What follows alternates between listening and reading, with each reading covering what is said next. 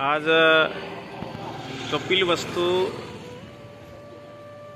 नगरीमध्ये आम्ही या ठिकाणी धम्मसहल घेऊन आलेलो आहोत।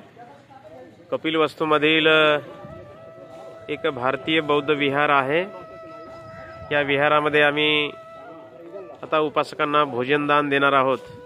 भोजनासाठी आम्ही थांबलेलो आहोत। या ठिकाणी आपण बघत आहोत हे त्या विहाराची कमान प्रवेशद्वार आहे। समोर बुद्ध बाबासाहेबांचे दोन पुतळे आहेत आपण बघतोय। स्तूप आहे, दोन्ही मूर्त्यावरती स्तूप लावलेला आहे, बांधलेला आहे।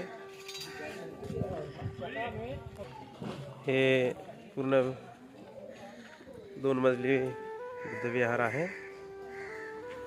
आपण बघतोय। त्यांचे मुख्य भंतेजी आहेत। आताच आमची भेट झाली, सविस्तर बोलणं झालं।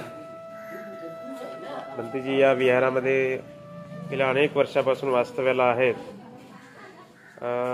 मागे 5-6 वर्षा अगोदर भंतेजी औरंगाबाद या ठिकाणी आले होते एका प्रोग्रामसाठी, तेव्हा पण आमची भेट झाली होती। भदंत सुमेध बोधीजी महास्तवीर यांनी सुद्धा भंतेसोबत भेट घालून दिली होती। आणि आज उपासकांना भोजनदान देण्यासाठी या विहारामध्ये आम्ही थांबलेलो आहोत। या विहाराची संपूर्ण व्यवस्था भंतेंच्या माध्यमातून या ठिकाणी चालते। या विहारातील ही भव्य दिव्य भगवंताची मूर्ती या ठिकाणी आहे। मूर्ती आपण बघत आहोत। हा मूर्ती आपण बघू लागलेलो आहे। मग या विहारामधली सुंदर अशी थायलंडहून आलेली भगवंताची मूर्ती आहे। या विहाराच्या समोरच्याच भागामध्ये भगवान बुद्ध आणि डॉक्टर बाबासाहेब आंबेडकर यांच्या दोन्ही मूर्त्या या ठिकाणी स्थापित केलेल्या आहेत। या मूर्त्यांवरती अतिशय सुंदर हा स्तूप बनवलेला आहे आपण बघत आहोत। बाजूलाच विहाराची 2 मजली बिल्डिंग आहे आपण बघत आहोत। या ठिकाणी बाहेरून येणाऱ्या बौद्ध भिक्षूंना, उपासकांना चांगल्या पद्धतीने राहण्याची व्यवस्था या ठिकाणी होऊ शकते। आज आम्ही या ठिकाणी रात्री नेपाळ बॉर्डरवर असल्यामुळे आम्ही सकाळी त्या ठिकाणाहून कपिलवस्तूला आलेलो आहे। तर प्रिय सज्जनांनो, आजच्या या मंगलमय दिनी सकाळच्या वेळेला या ठिकाणी कपिलवस्तूमध्ये भारतीय बौद्ध बुद्ध विहारामध्ये आपण या ठिकाणी आलेलो आहोत। आपणा सर्वांचं या ठिकाणी भोजन दान झालेलं आहे। या ठिकाणी वास्तव्याला असलेले पूज्य भदंत धम्मप्रियजी यांचा आमचा गेल्या अनेक वर्षापासून परिचय आहे। भंतेजी बरेच वेळेस औरंगाबादला आलेले आहेत आणि जेव्हा जेव्हा या भागामध्ये आम्ही येतो तेव्हा भंतेजींना आवर्जून भेटल्याशिवाय आम्ही जात नाही। आणि मेन ठिकाण म्हणजे कपिलवस्तू आहे आणि इथे आल्यानंतर भंतीला भेटावंच लागतं। आणि भंतेजींनी धीरे धीरे सर्व येणाऱ्या पर्यटकांसाठी चांगल्या पद्धतीने या ठिकाणी व्यवस्था केलेली आहे। आपण जवळजवळ 2-3 राज्य फिरलो। इकडे बाबासाहेबांचा शाशी तुम्हाला दिसला नाही आहे की नाही? कुठं निळा झेंडा पण नाही दिसला तुम्हाला। परंतु भंतेजींनी या परिसरामध्ये सुंदर असा या ठिकाणी बुद्ध बाबासाहेबांच्या प्रतिमा या ठिकाणी स्थापित केल्या। त्यावरती सुंदर असा स्तूप, ज्याला आपण डोम तयार केलेला आहे। आणि येणाऱ्या पर्यटक लोकांसाठी, उपासक उपासिकांना या ठिकाणी चांगल्या पद्धतीनं राहण्याची सोय भंतेजींनी या ठिकाणी केलेली आहे। तेव्हा आपल्याकडे वेळ कमी असल्यामुळे, कारण इथून आपण कपिलवस्तू बघून आपल्याला श्रावस्तीला जायचं आहे। भंतेजी या कपिलवस्तूची सविस्तर माहिती तर देतीलच, पण ही विहार ज्या जागेवर आपण बसलो ना, या जागेचा पण इतिहास आहे। कारण सिद्धार्थ गौतम आपल्या वडिलांच्या शेतावर जेव्हा जात होते तेव्हा सिद्धार्थ गौतम जांभळाच्या झाडाखाली ध्यान करत होते। आणि सिद्धार्थ गौतम जेव्हा लहान होते, 6-7 वर्षाचे होते, तेव्हा सहज आपल्या वडिलांच्या शेतावर जात तेव्हा ते शेतामध्ये वेगवेगळ्या झाडाखाली बसून ध्यान करत होते। आणि विशेष म्हणजे जांभळाच्या झाडाखाली त्यांनी ध्यान केलेलं आहे। हा बौद्ध साहित्यामध्ये, त्रिपिटकामध्ये त्याचा उल्लेख आलेला आहे। आणि भंतेंचं म्हणणं आहे की त्याचा इतिहास असा आहे की जांभळाचं झाड या ठिकाणी होतं आणि म्हणून या पवित्र भूमीवर आपण या ठिकाणी आलेलो आहोत. भंतेजींकडून आपण तुम्हा सर्वांना त्रिशरण पंचशील प्रदान केल्या जाईल. तुम्ही हात जोडून मी म्हणतो त्याप्रमाणे आपण सर्वांनी बोलावं. बोला. अरहं सम्मा संबुद्धो भगवा बुद्धं भगवन्तं अभिवादेमि स्वाख्यातो भगवता धम्मो धम्मं नमस्सामि. सुपटिपन्नो भगवतो सावक संघो संघं नमामि. ओकास वंदामि भन्ते द्वारतैनं गतं सबं अपराधं हमतु मे भन्ते.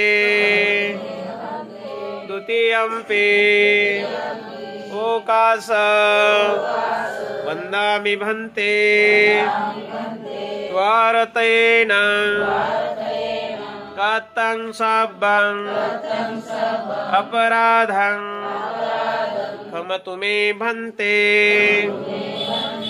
तृतीयंपि ओकास वंदामि भन्ते द्वारतैनं गतं सबं अपराधं हमतु मे भन्ते. ओकास अहं भन्ते त्रिशरणेन सह पंचशीलं धम्मं याचामि अनुग्रहं कृत्वा शीलं देथ मे भन्ते. द्वितीयंपि तृतीयंपि ओकास अहं भन्ते त्रिशरणेन सह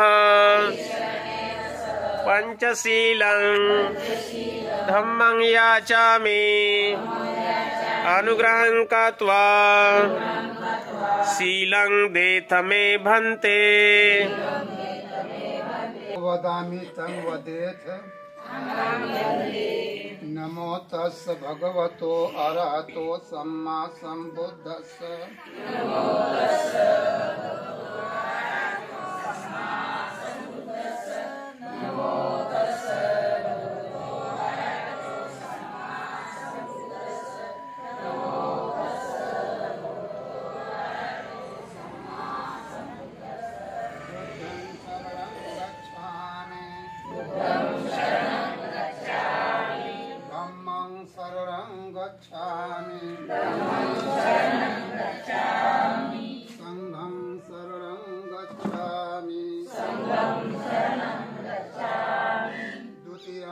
बुद्धं शरणं गच्छामि. द्वितीयंपि धम्मं शरणं गच्छामि. द्वितीयंपि संघं शरणं गच्छामि. तृतीयंपि बुद्धं शरणं गच्छामि. तृतीयंपि धम्मं शरणं गच्छामि. तृतीयंपि संघं शरणं गच्छामि. शरणगमनं सम्पूर्णं. पाणातिपाता वेरमणि सिक्खापदं समादयामि.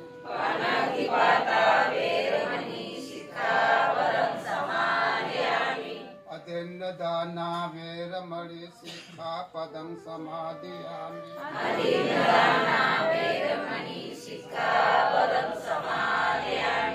कामेषु मिच्छाचारा वेरमणि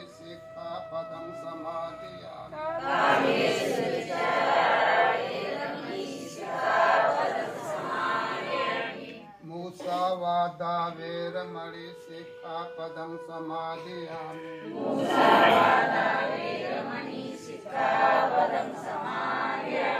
सुरामेरय मज्जपमादठाना वेरमणि सिक्खापदं समादयामि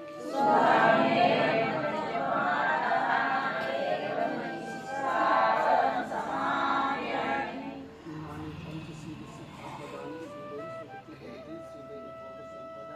शिलेन निबुद्धि तस्मात् शीलं विशोधये। साधु साधु साधु साधु। बुद्धं नमामि, धम्मं नमामि, संघं नमामि।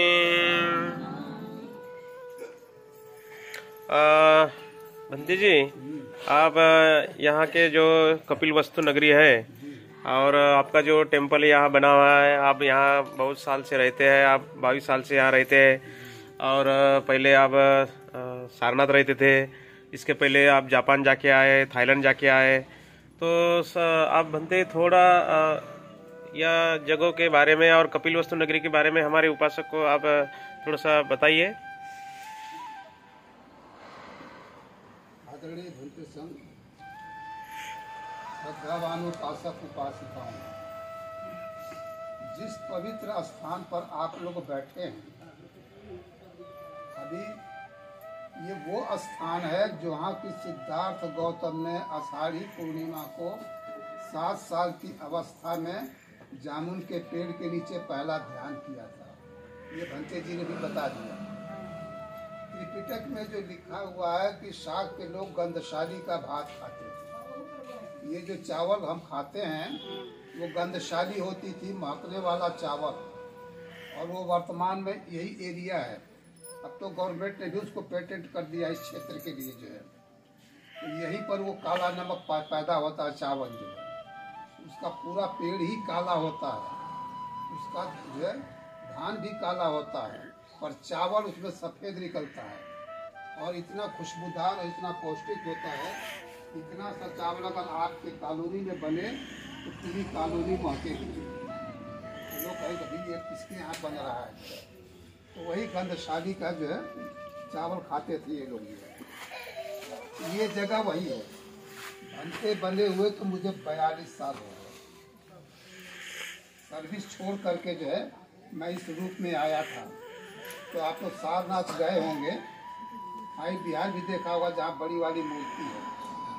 80 से मेरी सारी शिक्षा दीक्षा उसी जगह हुई। 3 साल थाईलैंड में भी हुई।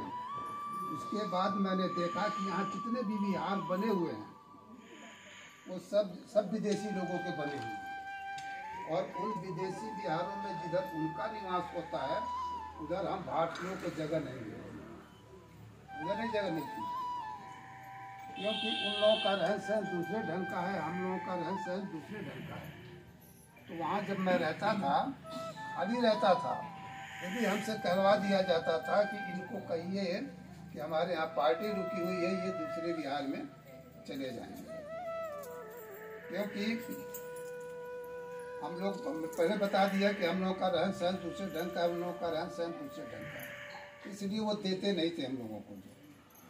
तो मैंने ये सोचा कि जब बाबा साहब ने 1935 में ही कहा था जो है माता रमाबाई से जो है, जब उन्होंने इच्छा जाहिर किया था कि हमको जो है वहाँ जो है मंदिर में चलिए हम दर्शन करने जाना चाहते हैं, उन्होंने कहा कि नहीं, उस मंदिर में कुत्ते बिल्ली तो जा सकते हैं, उनके जाने पे अपवित्र नहीं होगा, लेकिन तुम्हारे हमारे जाने पर वो अपवित्र हो जाएगा।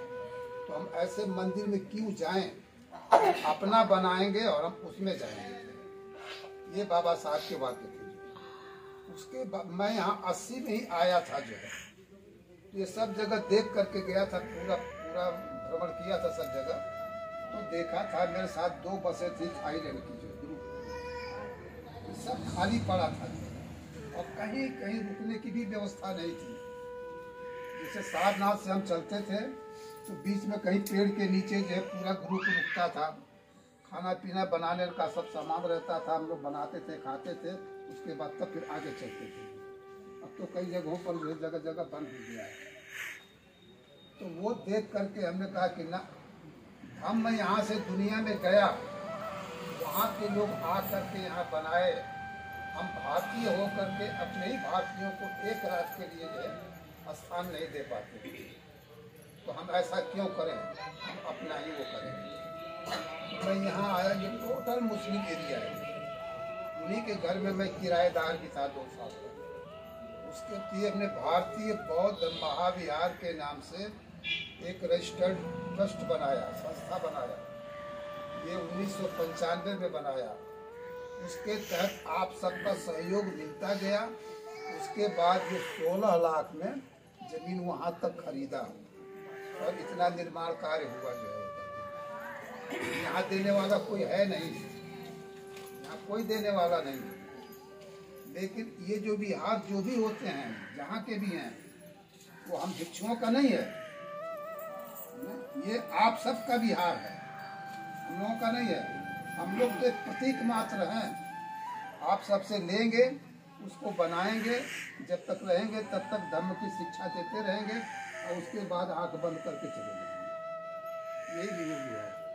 करोड़ों भिक्षुओं की हड्डियाँ एक जगह जगह बिखरी पड़ी हैं जो है, प्रचार प्रसार करते हुए, उसी तरीके से हम भी कहीं कहीं निकल जाएंगे। ये आप लोगों का अपना बिहार है। आज अगर ये नहीं होता तो कहाँ जाते, कहीं पेड़ के नीचे ही तो बैठ के कहीं उधर जो भोजन करते नहीं। तो ये जो है, जब मैं यहाँ आया तो पहले इतनी जमीन खरीदा, ये जो यहाँ छप्पर का डाल करके उसके बाद रहने लगा जो है। ये जामुन का पेड़ लगाया नहीं है किसी ने, बच्चों ने खा करके फेंका होगा। मैंने कहा ऐतिहासिक जगह पर है, क्योंकि गंद शादी का भात जो खाते थे तो वो लोग यही एरिया है पैदा होता था। हमने कहा ये ऐतिहासिक जगह है, सही जगह है। तो इसमें जो छोटी मूर्ति एक रखी हुई है, वो परभनी से हमने जो है बनवा करके मंगाया था, 7 साल की अवस्था वाली। ये मूर्तिकार भी जो है, इसको हमने बुलाया था अमरावती से, यहीं रह करके 1 महीने बनाया था जो है। उसके बाद गेट भी जो बनवाया और ये गुंबद बनवाया, ये यवतमाल से जो है मिस्त्री बुलाया था जो है, यहीं रह करके बनाया, फिलहाल सब कुछ किया गया। तो ये जब हुआ कि ये जो ये मूर्ति बन के वहाँ से आई है परभनी से, उनको मैंने कहा कि भाई ये मूर्ति जो आपने बनाया है, दिया है, इसमें 3 कमियां हैं, उन कमियों को दूर करिए तो अब दूसरी भी बन के तैयार हो गई है, जो कमियां मैंने बताया था। उन्होंने कहा क्या कमियां हैं बताइए, हम वो कर देते हैं उसको। हमने कहा पहली बात तो ये कि उनके कान लंबे थे, इसमें कान लंबे नहीं हैं।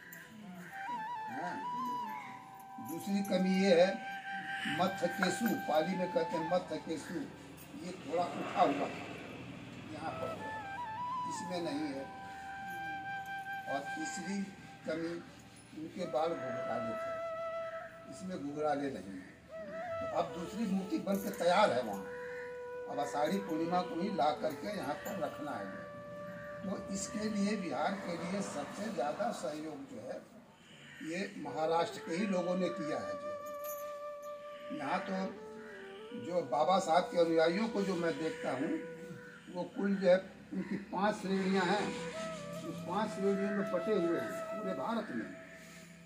एक श्रेणी वो है जो कि बाबा साहब को जानते तो हैं पर उनकी बात को मानते हैं।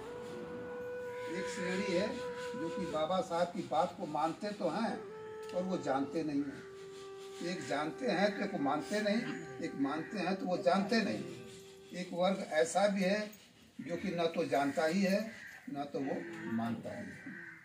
चौथी श्रेणी जो है, जो कि जानती भी है और मानती भी है, उसमें आपका महाराष्ट्र का विदर्भ क्षेत्र, खास तौर से कुछ मध्य प्रदेश का, ये सारे क्षेत्र जो है उसमें आते हैं। आज मैं जो है कहता हूँ कि आखिर ये औरंगाबाद में उसके आसपास जितनी भी लेनियाँ बनी हुई हैं, ये कहीं बाहर के भिक्षु थोड़ी आके बनाए हैं, यही के लोगों ने बनाया है, यही के भिक्षुओं ने बनाया है।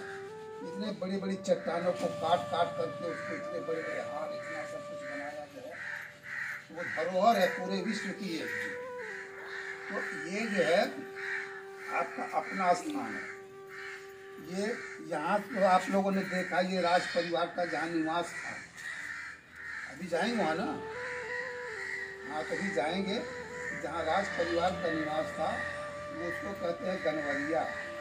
गणराज्य का बिगड़ा हुआ रूप गनवरिया है। ये गांव जो है बिहरा, बिहार का बिगड़ा हुआ रूप ये बिहरा है।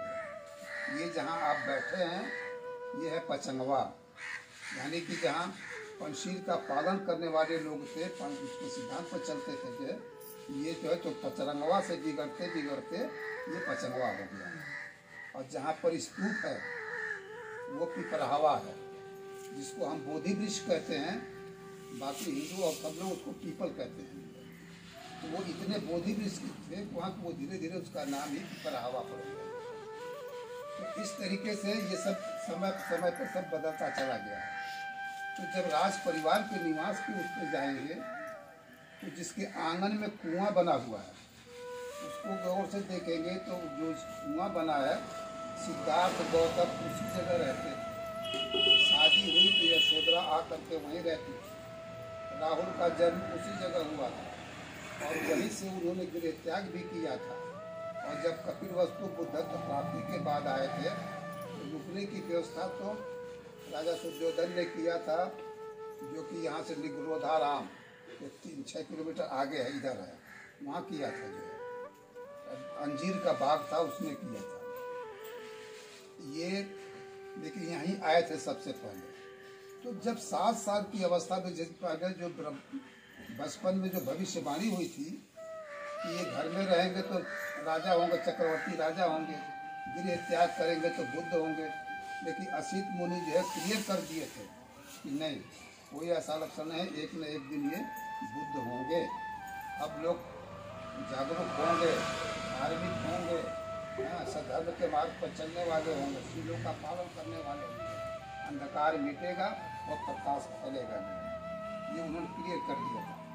तो जब 7 साल की अवस्था में जो है आषाढ़ी पूर्णिमा को जो उत्सव होता था ले आए उनको, तो जब उधर बाजे उजे बजने लगे, अभी सब बैठे हैं यहाँ सुन रहे हैं, लेकिन अभी ढोलक अगर बजते ना वहाँ सबका ध्यान पड़ती चला गया।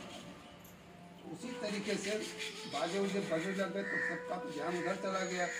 जो नौकर दाइयाँ लगी थी इनका ध्यान उधर नहीं था, ये ध्यान की मुद्रा में बैठ गए जो है और चित्त को एकाग्र करके अपने उसमें बैठे जो है।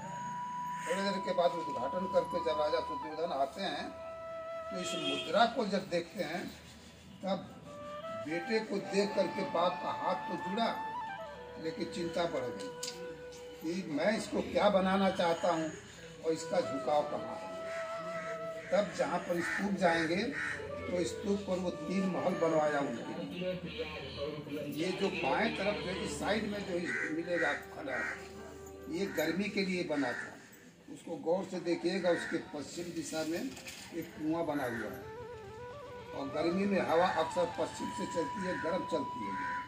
तो खस हुआ करती थी, खस की टाटी लगा के नौकर वगैरह उस पर से पानी ले करके छिड़कते रहते थे। वो पूरा एसी रूम बना रहता है। स्तूप के उत्तर तरफ है वो सर्दी के लिए बना था, एक भाग में बना हुआ है वो बरसात के लिए बना था। तो ये उनके लिए चीज़ें बना कर रखा ताकि उसमें सब उलझ के रह जाए, इनको कभी गृह त्याग का वो ख्याल ना आने पाए। लेकिन होने को कोई नहीं टाल सकता है वो बदले। अच्छा, अब जो ये जो राज परिवार का निवास और जो बता रहा हूँ, या चाहे जहाँ भी आप सब जगह जाएंगे तो उसके ऊपर जो बने हुए हैं छोटे छोटे कमरे बने। तो आप लोगों के मन में ये जिज्ञासा उत्पन्न होगी कि भाई जब राजा थे तो इन लोगों को तो बड़े बड़े कमरे चाहिए, बड़े बड़े हाल चाहिए, ये छोटे छोटे कमरे क्यों बने हुए हैं? किसी के भी मन में जो है आ सकता है। तो वास्तव में वो असली नहीं है। असली कहाँ है? अभी उसके 3 पैर नीचे है ना। उसके जैसे जैसे खुदाई होती है जो ऊपर मिला उसको उसी तरीके से निकाला है, बाकी सब जो है अभी उसके नीचे दबा पड़ा है। अरे 2500 वर्ष कम नहीं होता, कम नहीं होता है, बहुत समय होता है जो है। तो हर्षवर्धन भी जो कन्नौज के राजा थे वो भी जब इन जगहों पर जब सब जगह भ्रमण करने आए तो देखा तो अब इतनी बड़ी बड़ी ईंटें होती थी, चौड़ी चौड़ी। 4 ईंटें उठा ले गए और अपने घर के सामने दरवाजे के सामने लगा दिया, तो उनको कपड़ा वपड़ा धोने नहाने धोने का हो गया जो है। तब हर्षवर्धन ने सोचा कि भाई इस तरीके से तो इसका अस्तित्व ही मिट जाएगा। जब एक एक करके दो करके उठा ले जाएंगे, यहाँ कुछ रहेगा ही नहीं होकर। तब वो भिक्षुओं के लिए बनवाया। ये जितने भी छोटे छोटे कमरे जहाँ भी देख रही हैं, ये सब भिक्षु निवास है, और सब उसके नीचे है जो दबा पड़ा जो है करके। तो ये है इसका संक्षेप में इतिहास। लेकिन इनके जो भाई थे ना, सिद्धार्थ गौतम के नंद की कोठी यहाँ नहीं है, बाकी पीछे तरफ तो राज परिवार का निवास था, और जो है जिधर संस्थागार था जहाँ मंत्रिमंडल बैठता था, सब होता था। लेकिन जो है थोड़ा और आगे जा करके फिर दाहिने मुड़ेंगे तो उसके बगल में वहाँ से दिखता है कभी कभी स्तूप से ही, वहाँ पर जो है वो दो कोठियाँ बनी हुई हैं जहाँ नंद रहते थे, और वहीं पर जो है कालुदाई जो इनके सेनापति थे वो रहते थे। ये अब जब मुरली वाला रास्ता खुल जाएगा तब वो भी सब सही हो जाएगा। ये आप लोगों का अपना विहार है, मेरा नहीं है। हम तो एक चौकीदार मात्र हैं, वो नहीं जो दिल्ली में बैठा है, वहाँ भी एक चौकीदार बैठा है, वो नहीं। मैं भी एक चौकीदार ही मात्र हूँ। आप लोगों से लूँगा, आप लोगों के लिए बनाऊँगा, और एक दिन आँख बंद करके चला जाऊँगा। अगर आँख खुली भी रहेगी तो आप में से कोई भी आकर के उसको बंद कर देगा कि अब क्या देख रहे हो, अब तो दुनिया छोड़ो, अब तो जाओ, है ना। तो इस तरीके से ये होगा। तो मैं पुण्यानुमोदन करूँगा। ये हाल यहाँ बना था जो है, देखिए वो तोड़वा दिया, यहाँ काम करना था। अभी जो है मुंबई के लोगों ने भी उनको काफ़ी पैसे दिए थे, लेकिन जब लॉकडाउन शुरू हो गया, इधर इलेक्शन आ गया, अब सब अभी ठप पड़ा है। लेकिन इसी मार्च से ही संभवतः जो है कार्य इधर इसमें 16 कमरे हैं और 2 बड़े बड़े हॉल हैं, और इसकी बाउंड्री नहीं है। ये करने का है, ये आप लोगों का अपना है। आप लोग हाथ जोड़ के बैठिए, इसलिए जो श्रद्धा बस ना। जैसे रेगिस्तान है तो मानसून जब चलता है समुद्र के ऊपर से तो बहुत पानी लेके चलता है, जगह जगह बरसते बरसते बरसते बरसते रेगिस्तान तक जाते जाते उसका जो है पानी कम हो जाता है, तो छींटा ही पड़ता है, तब भी वो हरा भरा बना रहता है। उसी तरीके से मैं इसको रेगिस्तान मानता हूँ। आप लोग वहाँ से ले के चलते हैं तो जेब भारी करके चलते हैं, जगह जगह देते लेते देते लेते दान करते होते, है ना। तो यहाँ जो है वो मानसून का पानी कम हो जाता है, तो बजट बनता करे इतना रह गया, अभी इतना तो उठाना है। लेकिन जो छींटा पड़ता है ना, उसी से वो हरा भरा रहता है, और ये भी उसी तरीके से हरा भरा। तो मैं पुण्यानुमोदन करूँगा, ये बात आपको जो सहयोग करना चाहता हूँ। यो विभजन्तु सर्वरोगो विनाशतु माते भवन्तु अन्तरायो सुखी दीर्घायुको भव वादनशीली स नीचं वड्डापचायिनो चत्तारो धम्मा वड्डन्ति आयुवनो सुखं बलं तु सर्वमङ्गलं रक्षन्तु सर्वदेवता सर्वबुद्धानुभावेन सदा सोत्ति भवन्तु ते भवतु सर्वमङ्गलं रक्षन्तु सर्वदेवता सर्वधर्मानुभावेन सदा सोत्ति भवन्तु ते भवतु सर्वमङ्गलं रक्षन्तु सर्वदेवता सर्वसंगानुभावे सदा सोत्ति भवन्तु ते। बोला साधु साधु साधु। बुद्धं नमामि, धम्मं नमामि, संघं नमामि। अशा प्रकारे या ठिकाणी पूज्य भदंत धम्मप्रिय यांनी आपल्याला सविस्तर या भूमीची माहिती दिलेली आहे, आणि आपल्या दानातूनच हे जे काही बुद्ध विहार उभं झालेलं आहे, आणि भंतीने सांगितलं की महाराष्ट्रातून या विहाराला जास्त मदत झालेली आहे। तर आपण आपल्या परीनं ज्यांना कोणाला इच्छाशक्तीप्रमाणे दान द्यायची इच्छा असेल त्यांनी दान द्यायचं, इथं दर्शन करायचं, वंदन करायचं आणि लगेच गाडीकडे रवाना व्हायचं आहे।